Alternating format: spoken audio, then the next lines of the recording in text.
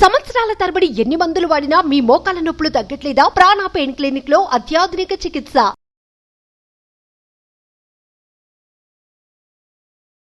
నమస్తే, welcome to Suman TV. ప్రస్తుతం మనతో పాటు ప్రముఖ వైద్యులు డాక్టర్ కిరణ్ గంగా ఉన్నారు. వారితో మాట్లాడదాం. హలో డాక్టర్ గారు. నమస్కారం. నమస్తే. డయాబెటీస్ ఉన్న వాళ్ళు ఇలా వర్క్కి వెళ్తున్నారు అన్నప్పుడు ప్రత్యేకించి బ్రేక్ఫాస్ట్ ఏం తీసుకోవాలి బ్రేక్ఫాస్ట్లో? ఎందుకంటే ఫిల్లింగ్గా ఉండాలి మధ్యాహ్నం దాకా, అది మనకి మళ్ళీ ఇబ్బంది పడొద్దు. ఎందుకంటే ఆఫీస్లో బయట పనిచేసే వాళ్ళే కావచ్చు, కొన్నిసార్లు తినడానికి కూడా ఉండదు వాళ్ళకి అవకాశం.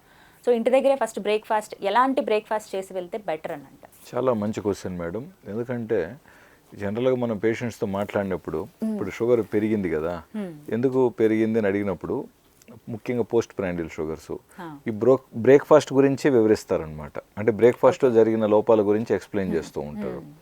అదేవిధంగా షుగర్ డౌన్ అయింది అనుకుందాం, మళ్ళీ దానికి కూడా బ్రేక్ఫాస్ట్ మీదనే ఉంటుంది యూజువల్గా. సార్ నాకు లంచ్ లోపు షుగర్ డౌన్ అయిందని చూస్తే బ్రేక్ఫాస్ట్ అంటే తక్కువ తిన్నామనో, లేదా పలాంది తింటే నాకు డౌన్ అయిందనో ఉంటుంది, లేదా ఎక్కువ తిన్నామనో పలాంది తింటే నాకు షుగర్ ఎక్కువైందనే ఉంటుంది జనరల్గా. సో సమ్మర్లో ముఖ్యంగా వస్తే అండి మనకు ఆయిలీ ఫుడ్స్ ఎక్కువగా పోపేయటం, తిరగబాతేయటం తగ్గించాలండి. ఇప్పుడు మీరు ఇడ్లీ చట్నీస్ వాడుకుంటున్నారు కదా, చట్నీస్లో పోపు వేస్తారు కదా, ఆయిల్ చాలా మినిమం చేయండి, లేదా పోపు వేయకుండా తీసుకోండి. ఈ ఆయిల్ పడటం వల్ల మీకు మళ్ళీ దాహం ఎక్కువ అవుతుంది. అది ఒకటి సమ్మర్లో గుర్తుపెట్టుకోవాల్సింది. అండ్ ఇప్పుడు బిజీగా ఉంటారు, వర్క్ చేసుకుంటున్నారు అనుకున్నప్పుడు వీక్ డేస్లో ముఖ్యంగా సమ్మర్లో మీరు ఇంకా కూడా ఈజీగా, అంటే ఇప్పుడు ఇడ్లీ దోశ ఇవన్నీ వీక్ డేస్లో మన బిజీ లైఫ్లో చాలా కష్టమైపోయినాయి. కాబట్టి వాటిని సాటర్డే సండేకో లేదా సాయంత్రం పూట మీరు ఇంటికి వచ్చిన తర్వాత తీసుకోవటానికి కూడా వాటిని యూస్ చేసుకోవచ్చు. ప్లస్ ఇప్పుడు ఇవి వేడివేడిగా తిన్నప్పుడు ఇంకా బాగుంటాయి కదా, వేడివేడిగా అంటే ప్రశాంతంగా తినగలిగితే ఇంకా బాగుంటాయి కదా అంటున్నాం. సో మార్నింగ్ పూట మీరు త్వరగా తినాలా లేదా దారిలో తినాలనుకుంటున్నారు, వీటికి బెస్ట్ ఏంటంటే రాగి జావా లేదా అంబలి అంటారా, అదేవిధంగా చిరుధాన్యాలు రకరకాలు ఉన్నాయి. వేటిలతోనైనా కూడా మీరు అంబలే కానీ జావ కానీ చేసుకోవచ్చు. సో వాటర్ లిక్విడ్ ఈజీగా ఉంటుంది, తీసుకోవటం కూడా ఈజీ. లేదో కాస్త తీసుకొని మళ్ళీ ఇంకొక కాస్త 1.5 అవర్ తర్వాత కూడా మళ్ళీ మీరు తీసుకోవచ్చు.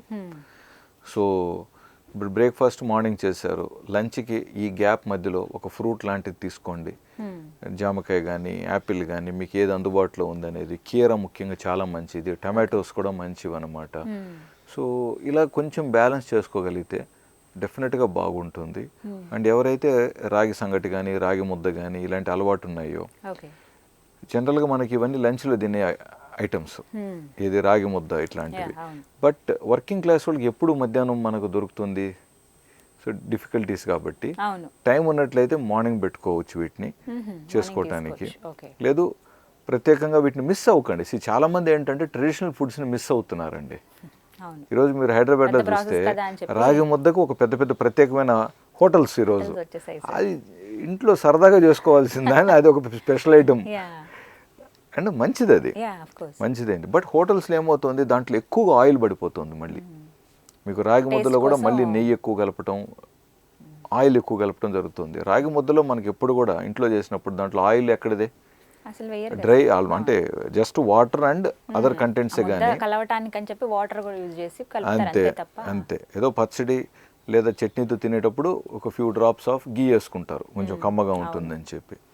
సో మళ్ళీ మనం కొన్ని బలం ఎక్కువగా ఇచ్చేటివి, మనకు దాహం కలిగించకుండా, అరుగుదల ఈజీగా ఉండేటివి, డీహైడ్రేషన్ చేయకుండా సులభంగా అరుగుదల బాగుండేటి ఐటమ్స్ని మనమే ఎంపిక చేసుకోవాలి. అయితే ఇక్కడ కొంతమంది మేము వెయిట్ తగ్గే క్రమంలో ఉన్నాము, డయాబెటీస్ ఉంది, ఓవర్ వెయిట్ ఉన్నాము, వెయిట్ తగ్గడానికి ఈ బ్రేక్ఫాస్ట్ లో ఏదైతే బెటర్ అని అడుగుతున్నారు సార్. ఇదే బెటర్ అంటే మిల్లెట్స్ మళ్ళీ తీసుకుంటే అది హెవీ అవ్వదా అని ఇలా డౌట్. లేదండి, చాలా మంది మిల్లెట్స్ మీద కంప్లైంట్ చేస్తారు. డాక్టర్ నేను ట్రై చేశాను మిల్లెట్స్, నాకు హెవీ అయిపోయింది, నాకు అరుగుదల లేదు, లేదా నాకు వేడి చేసేసింది, లేదా నాకు మోషన్స్ అవుతున్నాయి, లేదా మోషన్ రావట్లేదు, ఇలా ఉంటాయి కంప్లైంట్స్. వైట్ రైస్ తినేటప్పుడు ఏమవుతుంది, మన యూజువల్గా రోజు వైట్ రైస్ రెగ్యులర్గా తినే వాళ్ళల్లో పొట్ట అనేది కొంచెం సాగుదల ఉంటుంది. సో మనం కొంచెం ఎక్స్ట్రా తినగలుగుతూ ఉంటాం. సో ఇప్పుడు వీరు సడన్గా చిరుధాన్యాలకు మారినప్పుడు కానీ ఆ క్వాంటిటీ వెళ్ళిపోతుంది తెలియకుండానే. బట్ అక్కడ మనం అన్ని ముద్దలు అంత ఫుడ్ వెళ్ళనివ్వకూడదు, అవసరం లేదు. ఎస్. కట్ చేయండి కొంచెం. మీకు ఇంకా ఆకలి ఉంది తినాలనుకుంటే ఇంకోటి ఏదైనా సలాడ్ తినండి. ఓకే. కొద్ది రోజులు ఇలా చేసి ఆ పొట్ట సైజు సాగుందాన్ని మనం స్లోగా కొంచెం నార్మల్కి తీసుకురావాలి. ఇప్పుడు ఒక రకంగా మనం బ్యారెటిక్ సర్జరీ చేస్తే పొట్ట సైజు తగ్గటం కూడా అదే పద్ధతే కదా. పుట్టేస్తారు కదా sir. Okay, not commenting on that, I'm just mentioning. So ఇక్కడ కూడా మనం ఏం చేస్తున్నాం, క్వాంటిటీ తగ్గించే ప్రయత్నంలో సాగున్న పొట్టను కూడా మళ్ళీ కొంచెం మనము కన్స్ట్రిక్ట్ చేస్తున్నాం కదా. సో దానికి ఛాన్స్ ఇవ్వాలి, మనం ట్రై చేయాలి దాన్ని. సో వైట్ రైస్ తిన్నంత క్వాంటిటీని ఎలాగైతే మనకు అరుగుదల అవ్వగలిగిందో ఇప్పుడు చిరుధాన్యాలు అంత ఈజీగా అరగవు, అవి వాటికి టైం పడుతుంది. కాబట్టి మీకు ఇబ్బంది అనిపిస్తుంది, హెవీ అయిపోతుంది పొట్టలో. కాబట్టి ఇలా షిఫ్ట్ అయ్యే వాళ్ళు స్లో క్వాంటిటీతో, కొంత క్వాంటిటీతో స్టార్ట్ చేయండి.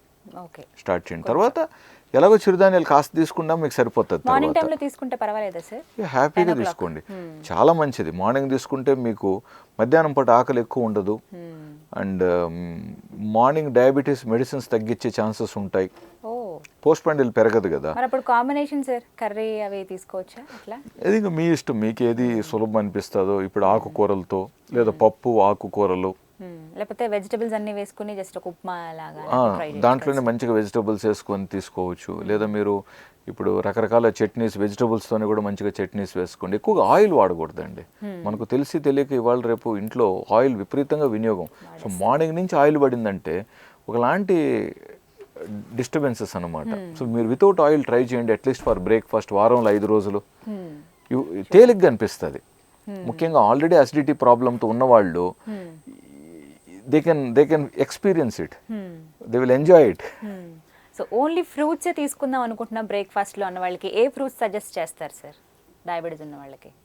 చాలా తక్కువ మంది అలా కోరుకుంటారు, ముఖ్యంగా బరువు తగ్గాలనుకుంటున్న వాళ్ళు అండ్ కొంచెం యంగ్స్టర్స్, వీళ్ళు సజెస్ట్ చేస్తారు. బట్ ఎల్డర్స్లో ఉన్నారండి చాలా పట్టుదలగా పద్ధతిగా అలాగా ఎంజాయ్ చేసే వాళ్ళు ఉన్నారండి.